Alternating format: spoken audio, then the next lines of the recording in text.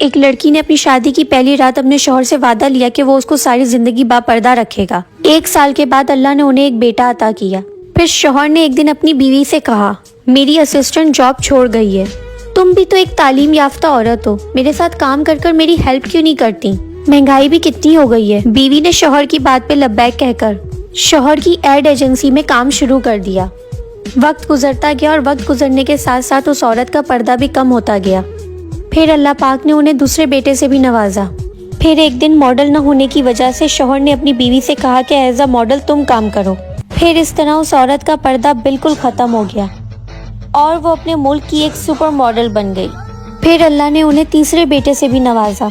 फिर एक दिन शौहर कहने लगा, देखा हमारे 3 बच्चे हैं, उसके बावजूद तुम इस मुल्क की सुपर मॉडल हो और तुम कहती थी कि मैं पूरी जिंदगी बापर्दा रहना चाहती हूँ। पर्दा ना करने का अंजाम मैं आपको अभी दिखाती हूँ। आप एक काम करें, उस कमरे में जाके छुप जाएं और कुछ भी हो ना बाहर मत निकलना। शौहर कमरे में जाकर छुप गया। फिर बीवी ने बाल बिखेरे और जोर जोर से रोना शुरू कर दिया। रोती माँ की आवाज सुन के बड़ा बेटा आया तो माँ ने उससे कहा कि तुम्हारे बाबा ने मुझे बहुत मारा है। तो बेटे ने कहा, आप गम ना करें, वो आपसे प्यार भी तो बहुत करते हैं। फिर माँ ने मंझले बेटे को आवाज दी, उसे भी माँ ने वही बताया। बेटा बोला, उनकी ये जुर्रत, मैं उन्हें छोड़ूंगा नहीं। फिर तीसरा और सबसे छोटा बेटा आया, माँ ने उसे भी यही बताया, उसकी ये मजाल, मैं उसका सर फाड़ दूंगा। कहाँ है वो? अब आप बाहर आ जाएं।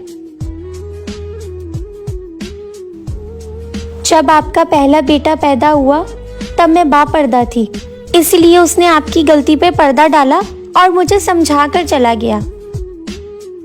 जब आपका दूसरा बेटा पैदा हुआ तब मैं नीम पर्दा करती थी, इसलिए उसने आपकी गलती पर पर्दा डालने के बजाय आप पर गुस्सा किया।